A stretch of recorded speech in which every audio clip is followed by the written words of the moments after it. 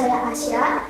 Di kesempatan kali ini, kelompok KHT akan mempresentasikan sistematik akhir jenjang tahun 2023. Mari kita sambut kelompok KHT dengan tepuk tangan yang meriah.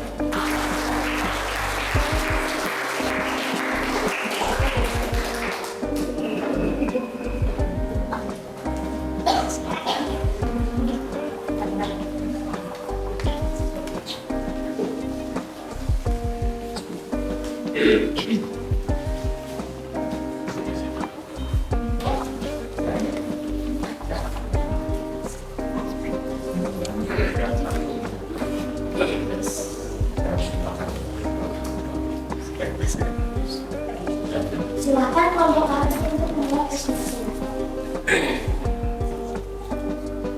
Selamat pagi Bapak dan Ibu guru yang terhormat dan teman-teman yang saya kasihi. Di sini kami dari kelompok KHT akan mempresentasikan proyek SAJ dengan tema peduli lingkungan.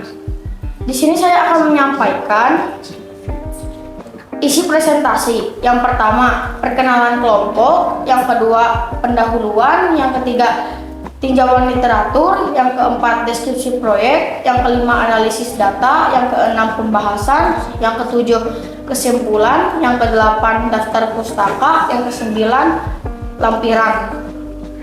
Di sini saya Michael dan teman saya Ricardo, David, Giselle, Keisha, dan Catherine. Pendahuluan, latar belakang. Di masa kini, banyak orang yang membuang sampah sembarangan karena ketidakpeduliannya terhadap lingkungan. Oleh karena itu, lingkungan menjadi kotor dan tidak nyaman untuk dipandang. Tujuan kegiatan agar masyarakat lebih disiplin dalam menjaga kebersihan lingkungan sekitar mereka. Tinjauan literatur. Arti sampah. Sampah adalah sisa kegiatan sehari-hari manusia atau proses alam berbentuk padat atau semi padat. Cara mengatasi sampah dalam membawa kantong belanja sendiri, tidak menggunakan sedotan plastik, dan mendaur ulang sampah plastik. Faktor penyebab sampah berserakan adalah banyaknya sampah yang dihasilkan oleh masyarakat dan kurangnya tempat pembuangan sampah. Manfaat pengolahan sampah adalah menghemat sumber daya alam, menghemat energi, serta mengurangi polusi. Selanjutnya, 3 langkah pengolahan sampah. Yang pertama ada reduce, kedua ada reuse, dan ketiga ada recycle. Reduce adalah mengurangi penggunaan barang. Lalu reuse adalah menggunakan kembali barang yang masih layak, dan recycle adalah mendaur ulang suatu barang. Lalu saya akan menyebutkan contoh-contohnya. Contoh reduce yaitu memilih produk dengan kemasan yang dapat didaur ulang. Contoh reuse adalah memakai produk yang masih layak untuk dipakai, dan contoh recycle yaitu memanfaatkan kertas lama menjadi kertas yang baru. Jenis-jenis sampah. Sampah organik adalah sampah yang mudah diurai. Sampah anorganik adalah sampah yang sulit diurai. Bahan berbahaya beracun B3 adalah sampah yang dapat merusak lingkungan. Contoh sampah organik adalah sisa sayur, buah-buahan yang telah membusuk, dan ranting pohon. Contoh sampah anorganik adalah kertas, plastik, keramik, kaca, dan logam. Dampak positif sampah. Meningkatnya pendapatan daerah, meningkatnya pendapatan masyarakat, bisa dijadikan biogas, dan terbukanya lapangan pekerjaan bagi pembersih lingkungan. Dampak negatif sampah. Sampah menjadi menumpuk, menyebabkan banjir, bau yang tidak sedap, dan kerusakan lingkungan. Deskripsi proyek. Tugas-tugas yang dilakukan: wawancara, membuat mading, membuat spanduk, membuat tong sampah, membersihkan lingkungan, dan membuat jurnal. Tujuan kegiatan: menyelesaikan masalah-masalah yang ada di sekitar kita. Cara menyelesaikan masalah: yang pertama, bergotong royong membersihkan lingkungan. Yang kedua, membagikan selebaran atau poster. Yang ketiga, membuat tempat sampah. Hasil yang didapat adalah lingkungan menjadi bersih dan nyaman untuk dipandang. Analisis data. Jenis data yang dikumpulkan: yang pertama ada data primer. Data primer adalah pengambilan objek data yang dilakukan secara secara individual atau perorangan. Meskipun demikian, pengambilan data ini dapat dilakukan berdasarkan organisasi. Karena pengambilan data ini dilakukan secara individual, maka pengambilan data ini dapat dilakukan dengan cara wawancara.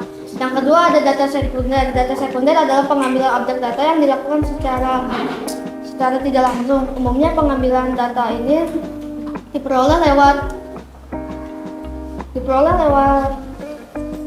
lewat data yang sudah terkumpul atau dari pihak lain. Misalnya pengambilan data yang dilaporkan dari jurnal penelitian, dari surat kabar, dan dari riset. Teknik analisis diagnosis bertujuan untuk mencari tahu akar masalah dan latar belakang. Misalnya, yang pertama, masalah apa saja yang sedang terjadi. Yang kedua, menemukan pola masalah. Yang ketiga, menemukan hubungan sebab akibat. Untuk melakukan metode ini, seorang data analisis misalnya menggunakan jenis analisis regresi dan analisis time series.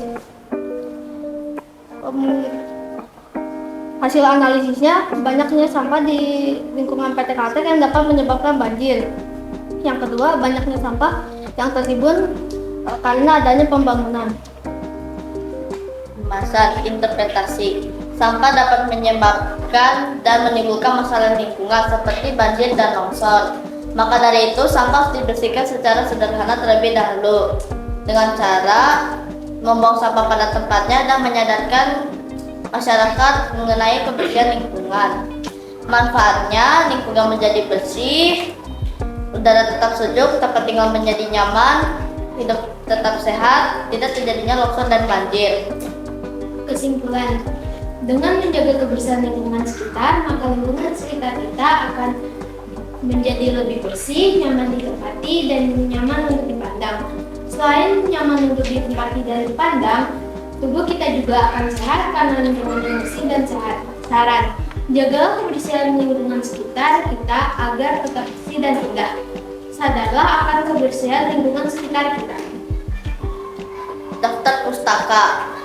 Referensi: jurnal dari TikTok, mading dari Pinterest, lalu tempat sampah dari YouTube, panel Google, dan poster ide dari satu kelompok. Lampiran, tahukah kamu apa itu sampah? Sampah adalah sisa kegiatan sehari-hari manusia atau proses alam yang berbentuk padat atau semi padat. Kita semua pun tahu kita harus menjaga kebersihan lingkungan agar tidak tercemar. Sama seperti kebersihan diri yang harus dijaga saat masa pubertas. Sesuai dengan Pancasila Sila ketiga, membersihkan lingkungan akan lebih mudah dan cepat selesai jika dilakukan secara bersama-sama. Di zaman modernisasi ini banyak yang berubah. Di zaman tradisional, masyarakat menggunakan sapu untuk membersihkan rumah. Di zaman sekarang, dengan adanya teknologi, masyarakat menggunakan vakum cleaner untuk membersihkan rumah.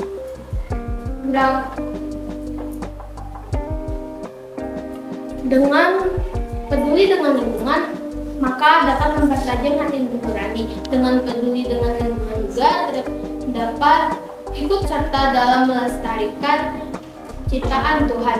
Gerakan dari hati nuranilah di mana kita mau membersihkan lingkungan dari sampah-sampah yang ada. Saat membersihkan lingkungan juga dapat meningkatkan kesehatan dan kebugaran jasmani kita.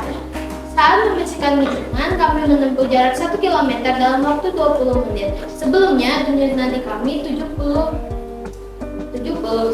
Sesudah 20 menit, tunjuk nadi kami menjadi 86. Selanjutnya, pertemuan yang kami lakukan akan saya sampaikan dalam bahasa Mandarin. 1. Erling ersangen, seye, seciri, secire, singciri, lansang, yukien, san sepen. 2. Erling ersangen, seye, separe, singcier, xiawu, liangtian, musepen. 3. Erling ersangen, buye, ire, singci, yi, wansang, yutien, musepen. 4. Erling ersangen, 五爷二星期二下午3点35分。kelima, Erling Persanian 五月3日星期三下午2点55分。keenam, Erling Persanian 五月星期五下午5点45分。ketujuh, Erling Persanian 五月星期一晚上6点40分。kedelapan, Erling Persanian 五月星期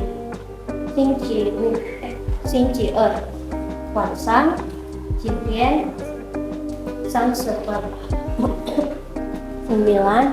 Erling Persanian 五月星期三晚上6点40分。10. Erling Persanian 五月星期四下午3点50分。11. Erling Persanian 五月星期六早上8点12. Erling Persanian 五月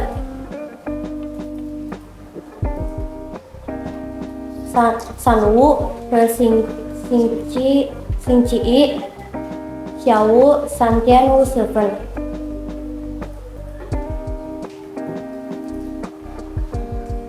Eco-friendly technology. Environmentally friendly technology is technology that was created to facilitate human life without the need to damage or negatively impact the surrounding environmental. This technology is the best and safe technology for the environment in the future.